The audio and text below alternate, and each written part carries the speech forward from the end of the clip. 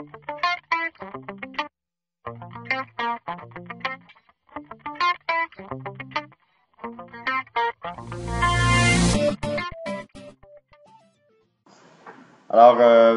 bonjour à tous et bienvenue dans cette formation. Il y a des comédiens dans la salle, c'est pour ça qu'on a le goût de rire ici.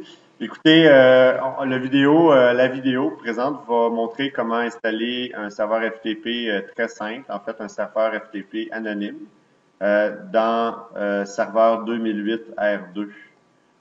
Et donc, ça va fonctionner avec IIS, évidemment, Internet Information Server. Si on regarde un petit peu les directives à l'écran, ben vous avez créé votre dossier sur le serveur, créé sur votre serveur un dossier. On va essayer d'éviter de le mettre sur le C. Fait que nous, on va travailler sur un autre volume que le C. Travailler sur le E. On peut mettre ça dans FTP Intranet, c'est pas grave. Alors, on va corriger l'exercice. On met ça sur le E partout. Travaillez jamais, jamais, jamais des ressources partagées à partir de votre C. Ça va être beaucoup plus facile au niveau des performances. Ça va être beaucoup plus facile au niveau du contrôle de la quantité d'informations que vous avez dans les volumes, etc. Faire des sauvegardes complètes. Vous allez isoler le système des données. C'est ça. Alors, créez votre dossier. Ensuite de ça, dans l'arborescence de votre gestionnaire de services Internet, il doit porter ce nom-là. On va voir ce que c'est tantôt. Le répertoire de base sera ce dossier-là qu'on a créé précédemment. On va devoir changer le port de connexion. Alors, par défaut, le port FTP est le port 21. On va devoir utiliser le port 2222 et il ne doit pas utiliser SSL. Alors, si on voulait utiliser SSL, il faudrait avoir un service de certificat et ce serait beaucoup plus complexe comme mise en place pour le serveur FTP parce qu'on irait beaucoup plus loin là, en ayant besoin de d'autres rôles et services de rôle. On doit créer un site qui accepte les connexions anonymes et le site doit être en lecture pour les utilisateurs anonymes. Donc, c'est vraiment un FTP où ce que les gens vont pouvoir aller chercher de l'information. Le même type que le serveur FTP qu'on retrouve à l'école EMICA ici, là, que vous utilisez fréquemment pour aller chercher des images VirtualBox, par exemple. Alors, on y va avec le serveur qui est ici. Alors, pour aller créer notre serveur FTP, on démarre le gestionnaire de services Internet IIS. Une fois que ce gestionnaire-là est démarré, on peut déployer notre serveur qui, lui, contient une version IIS. Évidemment, je pourrais avoir tous mes serveurs là, les uns à la suite des autres, si j'en avais plusieurs. Et je vais déployer mon onglet site.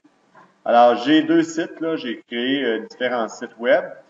Ici, ce que je fais, c'est que je clique droit sur site et je vais faire ajouter un serveur FTP. Et là, je ne l'ai pas. Je n'ai pas l'option ajouter un serveur FTP. Pourquoi? Bien, tout simplement parce que je n'ai pas ajouté le rôle ou le service de rôle du serveur FTP. Alors, je vais fermer ça. C'est pas arrangé que le gars ait vu, là. J'avais juste oublié de l'installer. Donc, c'est une bonne chose. On va voir comment l'installer. Alors, on s'en va dans le serveur IIS et on sait qu'on a déjà installé le rôle IIS. Par contre, on va ajouter des services de rôle. Alors, c'est comme un peu une sous-catégorie d'IIS FTP. Hein. Et là, on voit ici, dans les services de rôle, il y en a qu'on a déjà installés.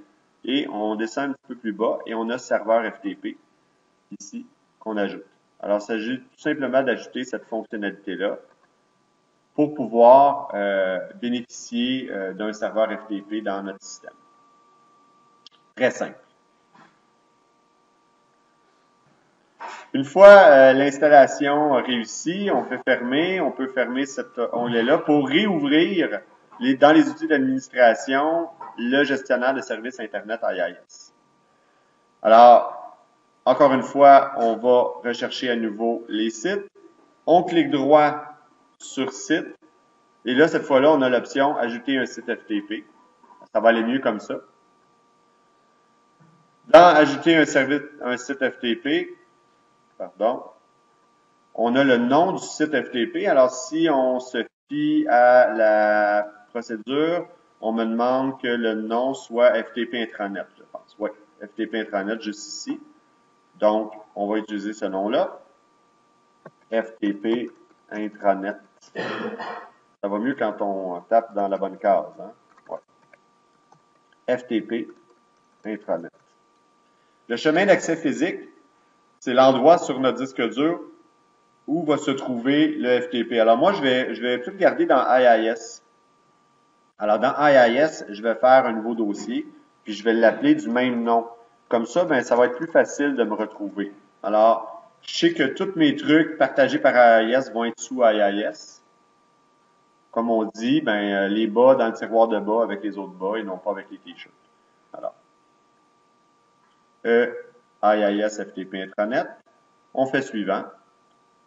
La liaison, c'est quoi? Ben, c'est toutes les adresses IP de notre serveur ou seulement qu'une. Et ça, c'est intéressant. Comme notre serveur a deux adresses IP, une interne et une externe, je pourrais vouloir offrir mon service FTP uniquement à une des deux adresses, ce qui est un net avantage. D'ailleurs, vous devez observer que tous les services peuvent s'offrir, si on veut, sur une ou deux ou trois ou quatre cartes réseau de ton serveur. En tout temps, tu peux tout le temps modifier ce paramètre-là. Donc, nous, ce qu'on va faire, c'est que même s'il n'est pas spécifié, on va utiliser l'adresse interne qui est 172.20.0.1 et le port, on va le changer 21 par défaut pour le 22.22, tout simplement. Alors, on laisse ça par défaut comme ça. On va démarrer le FTP automatiquement et pas de SSL pour répondre à la demande. On a une question dans la salle? Qu'est-ce que c'est SSL? C'est l'encryption. C'est le fait de pouvoir avoir une encryption. Alors, lorsque ton mot de passe, dans l'optique où est-ce que tu utiliserais un FTP là, avec utilisateur et mot de passe, lorsque tu as le protocole SSL d'utiliser, le mot de passe est encrypté ainsi que toutes les communications sont encryptées.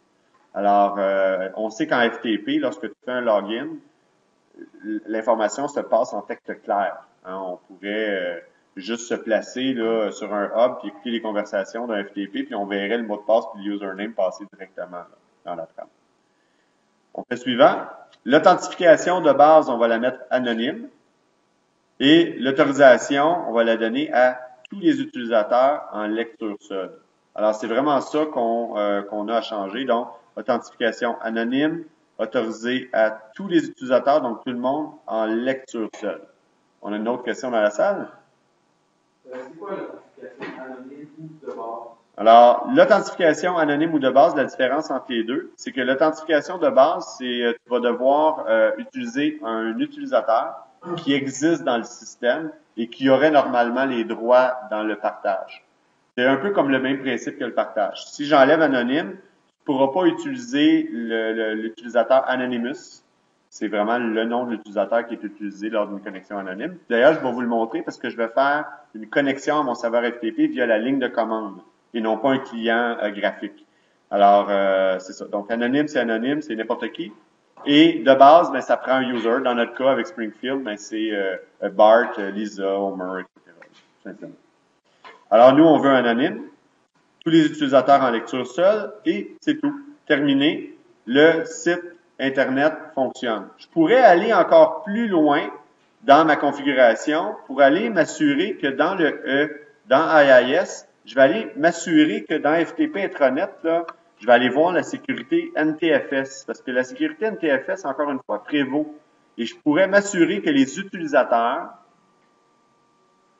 évidemment, je pourrais m'assurer, évidemment, premièrement, de bloquer l'héritage pour pouvoir modifier toute chose, bloquer l'héritage, puis je pourrais enlever le droit spécifique aux utilisateurs de créer des fichiers. Ça va être intéressant.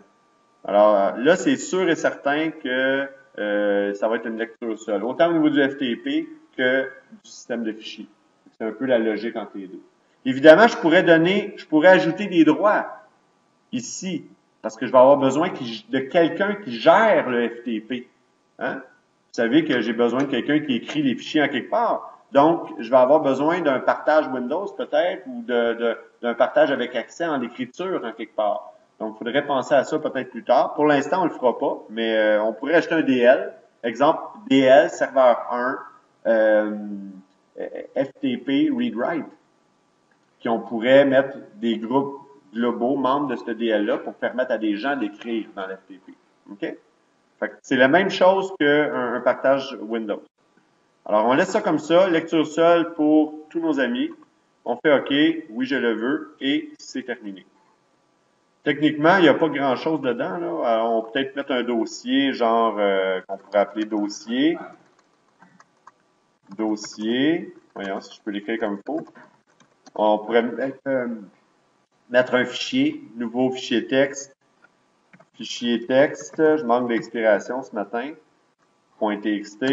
Puis on pourrait mettre peut-être, je sais pas moi, je sais pas, une nouvelle image bitmap que je vais appeler image.bmp. Bon. Fait que dans le fond, je mets les choses dans mon serveur FTP juste pour voir le contenu, pour qu'il y ait quelque chose. Et je démarre la ligne de commande, cmd. Excusez-moi, j'ai de la misère avec ma souris ce matin. cmd. Et je pourrais me faire une connexion sur mon serveur FTP. Alors, FTP,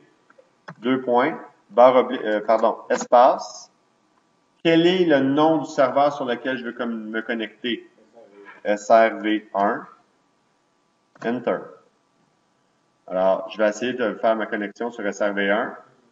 Et c'est tout. Je suis connecté. Hop, ls non connecté. Exit. Quit. Je vais utiliser, au lieu du nom, juste pour être certain qu'il résout au niveau de la bonne adresse IP, l'adresse IP. 172 20 0.1. Alors, ça fonctionne pas encore. Pourquoi? Ben, on a fait une erreur de débutant. En fait, qu'est-ce que c'est? C'est qu'on a configuré un serveur FTP qui écoute sur un port non conventionnel. Hein, on se souvient qu'on a utilisé le port 2222.